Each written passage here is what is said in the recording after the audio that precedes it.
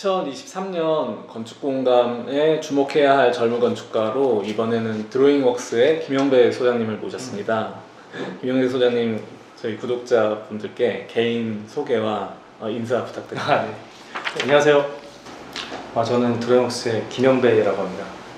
저도 이 건축공감 영상 좀 몇 개 쭉 이번 기회로 좀 찾아봤었는데 재밌게 저도 잘 구독을 했습니다. 지금 하여튼 앞에 여러 훌륭한 건축가분들이 좋은 말씀 많이 해주셔가지고 저도 그 뒤를 이어서 좀 제가 좋은 말씀 많이 드려야겠다는 생각으로 오늘 이 자리에 참석을 했습니다.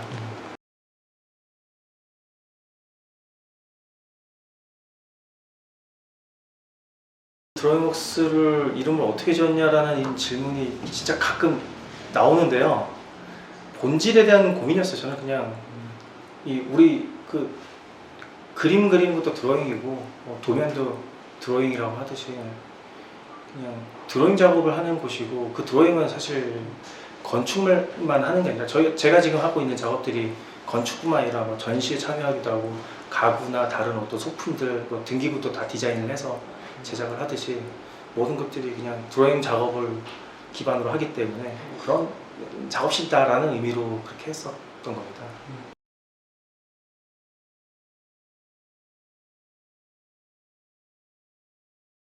그럼 제가 좀 궁금한 거는, 처음에 드로잉웍스 사무실을 이제 오픈을 하셨는데 어떻게 좀 시작하게 되셨는지, 어떤 실무 과정을 좀 거치시고 혹은 사무실을 시작해야 되겠다 이런 생각을 하셨는지 좀 궁금합니다. 네, 제가 메타에 입사를 하고서 사실은 한 번도 다른 데 가겠다는 생각은 한 적은 없었어요. 네. 메타라는 곳이 이제 건축사 사무소. 네, 그렇죠? 예. 네.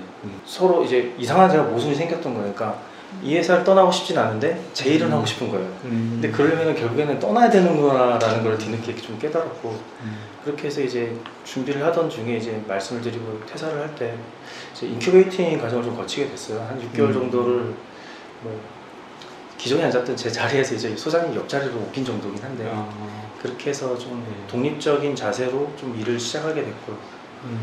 그렇게 해서 사무실을 혼자 이제 이렇게 좀 쉐어를 하면서 그렇게 시작을 했습니다.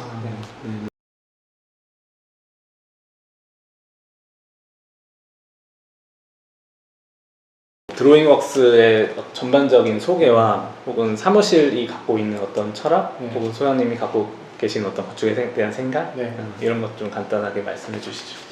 제가 느끼기에는 이 건축을 하면서 대부분 그 지역성 그리고 공공에 대한 어떤 자세, 이런 것들이 저한테는 되게 많이 기억에 남았었어요.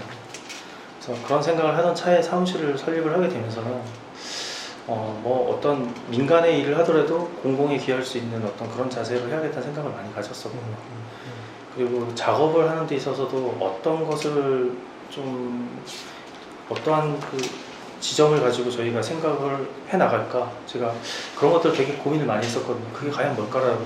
예를 들어 소위 말하는 컨셉, 아니면 자기들의 어떤 주제 철학, 이런 것들을 어떻게 가져야 될까라는 생각을 오랫동안 고민한 끝에 저는 이제 지역성을 좀 기반으로 해서 그 장소에 좀 역사나 이런 리서치를 시작으로 보통 작업을 시작을 하고요.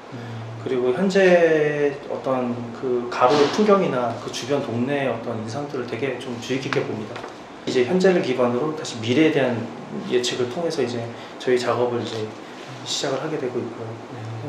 지금은 주로 이제 건축과 자연의 어떤 그 사이의 관계에 대해서 더 많이 관심을 가지고 작업을 하고 있어요. 그러니까 자연스러운 건축을 하겠다라는 생각을 갖고 있는데, 그게 이제 자연을 그대로 모방하거나 동경하는 그런 입장은 아니고요. 그냥 자연스럽다라는, 그러니까 그게 도심지 내에서의 어떤 건축이면 그에 걸맞는 그 동네 분위기나 또는 우리가 미래에 예측 가능한 그런 모습들을 좀 예견을 해서 작업을 한다든가.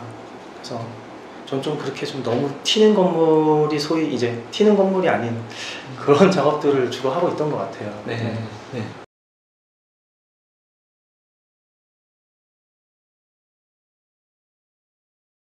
합정동에 제 클라이언트 분이 이제 건물을 이제 근생을 신축을 올리겠다고 하셔가지고, 근생이라는 건 원래 계속 임대자가 바뀌잖아요. 그리고 이제 누가 들어올지도 모르고, 그래서 여기서는 처음부터 아예 그 그 당연히 발전소의 그 메인 도로에 좀 진입하는 메인 도로의 뒤편에 있는 사이트였는데 아예 임대인의 타겟을 좀 정하죠. 그래서 뒷길이니까 1층에 카페 들어오고 뭐 2, 3, 4층은 4층 건물인데요.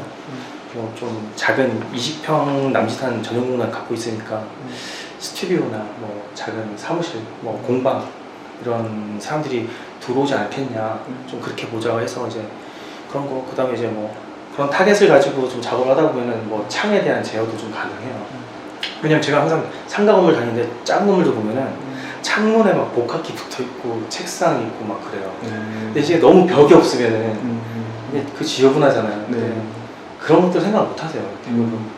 그러니까 건축에 관심이 없고 어떤 사회적인 책임에 어떤 전혀 이렇게 뭐 기본적으로 어떤 생각이 없으시면은 그거에 대한 얘기들도 별로 통하진 않거든요. 네. 그게 이제 그런 것들이 다 합의돼서 지어지고 저희가 이제 간판이 들어올 자리에 라인 뽑거나 CCTV 잘 자리에 뭐 쓰레기 버리는 쓰레기장 위치가 저는 도시가스 배관이 안 보이게 숨기는 거 에어컨 뗐다 붙였다 하면은 메인 그 샤프트에 있어가지고 바깥에서 뗐다 붙였다 해도 전혀 지저분하지 않게 이런 것들을 다 챙기는 작업을 하는데 이걸 왜 하냐면은 지금도 그 합정동에 지나가서 그 건물 가끔 지나다 보면 아직도 멀쩡해요. 전 너무 만족스러워요. 그리고 그 디자인이 이렇게 선이 이렇게 있는데 층별로 그게 이제 물 끊기가 이렇게 떨어지는 라인이에요. 그래서 건물에 오염도 없고 굉장히 그걸 고민을 많이 했어요. 클라이언트가 상가 건물을 계속 손을 대지 않아도 그러니까 신경을 조금 덜 써도 유지 관리가 깨끗하게 된다는 거는 저는 그게 결국에 그 동네에 되게 이로운 일이라고 생각을 해요. 그냥 이 지속 가능한 건축을 한다는 건 저는 좀 제가 생각하는 그 지속 가능한 건축이라는 거는 크게 기능적으로는 이 유지 관리까지 책임지고 할 수 있는 그러니까 그 바탕을 만들어 드리는 거죠 저희. 그리고 실제로 그 어떤 마인드를 가지고 운영해 나가는 건축주의 몫이고요. 그래서 그 프로젝트를 계기로 지금 대부분은 그런 것들을 고민해서 재료의 내구성이나 결합 방식들을 되게 고민을 많이 해서 설계를 해요. 왜냐면 제가 지금도 계속 몇 년 전 프로젝트도 다 건축주들하고 연락을 잘 하고 지내거든요. 그러니까 좀 뭐 문제 생기면 연락 와요. 그럼 시공자한테 다시 연락해서 하고. 그래서 제가 이건 확신이 있습니다 이제는.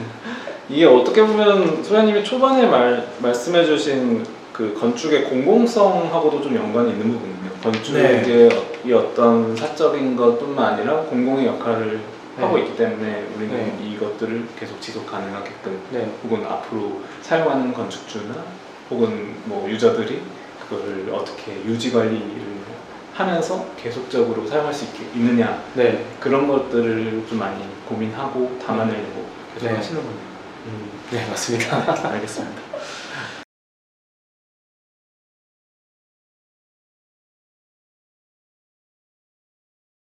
소장님은 주로 이제 프로젝트는 어떻게 좀 시작하는지 좀 궁금해요. 어디서 아이디어를 얻어서 좀 디자인을 하시는지 혹은 뭐 어떤 영감을 주로 받는 어떤 뭐 매체가 있는지 좀 궁금합니다. 기본적으로는 무조건 기능적으로 충실해야 되는 걸 해요. 클라이언트가 처음에 얘기한 뭐 방의 개수나 뭐 집의 면적 이런 건 당연한 건데 그분이 이런 걸 봤는데 이런 게 좋았다라는 게 있으면은 어떤 이미지든 전 다 달라 그래요. 그리고 반드시 그분이 감동받았던 포인트가 있어요. 예를 들어 뭐 주방이 일반적으로 이렇게 있었는데 자기가 어디 갔더니 주방이 테라스랑 바로 면한 게 너무 좋았던 것 같다. 그러면은 근데 이게 될까요? 안 되겠죠. 이렇게 얘기하시는 경우가 있거든요. 전 반드시 그건 지켜야 된다고 그렇게 생각을 해요. 그래야 감동을 받는다. 그래서 저는 첫 번째는 기능적인 걸 통해서 클라이언트가 얘기한 게 있다면 무조건 그걸 들어줘서 클라이언트를 감동을 시켜야 된다고 생각을 해요. 그래야 이게 작업을 제가 진행해 나갈 때 되게 유연하게 흐를 수 있고 그 다음에 그 과정을 결정하고 나서 이제 그 다음은 제가 어떤 식으로 추상적인 작업을 하나 생각을 해보니까 사이트를 갈 때 그 동네 주변부터 이렇게 가는 길의 어떤 여정이 저한테 좀 많이 이게 감정적으로 와닿아야 되더라고요. 그러니까 제가 뭐 암만 열심히 조사한다 해도 제가 클라이언트만큼 그 동네를 잘 알지는 못하는 경우가 많아요. 그러니까 다른 동네를 매입해서 하시는 경우가 아닌 이상 그러니까 그분보다 내가 더 잘 알아야 되고 그 동네 사람들만큼 잘 알아야 된다는 건 그냥 그 뭐라 말할 수 없는 그 동네만에 갔을 때 어떤 감정들이 있어요.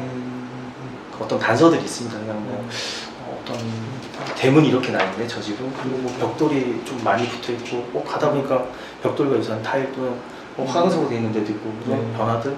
나무가 좀 많은 동네도 있고요. 네. 길에 그런 것들부터 시작해서 이제 주로 그런 것에서 많이 영감을 받고 평소에 좀 여행 좀 많이 다니는 편이에요. 그러니까 뭐 어디 가면은 제가 저번에 어떤 그 강연을 하면서 제가 모아둔 사진을 한번 쭉 보여드렸거든요. 그러니까 그냥 궁금해서 올라가 봤는데 갑자기 저 밑에 그냥 낮은 갑자기 이 언덕을 넘었는데 낮은 막 풀밭이 깔려 있을 때 네. 제가 그 순간에 느낀 그 감동이 있어요. 그러니까 그 사진을 통해서 그때 그 기억을 담고 있는 거예요. 근데 그게 이 땅과 어울리면은 네. 그게 이렇게 연결이 되는 것 같고요. 어울리지 않으면은 뭐 어거지도 하진 않는 것 같아요. 기능적으로는 클라이언트 분들의 네. 생각을 굉장히 잘 읽어서 좀 네. 반영하려고 하시는 네. 편이기도 하고. 저는 굉장히 그걸 스스로 잘 한다고 생각을 해요. 요구하는 것들을. 그리고 명확하게 설명하시는 못하는 것들을 제가 해석을 해서 빨리 네. 제안을 하고. 네. 네. 사이트에 가서는 어떤 그 동네의 이해나 분위기를 잘 파악하셔서 아까 말씀하신 그 자연스러움을 네. 건물에 녹여내려고 하시기도 하고 네. 여행 다니면서 느꼈었던 어떤 감정이나 어떤 장면들 네. 이런 게 소양음에 네. 좀 그 건축물의 장면들에 좀 담아져 있는 네. 거네요.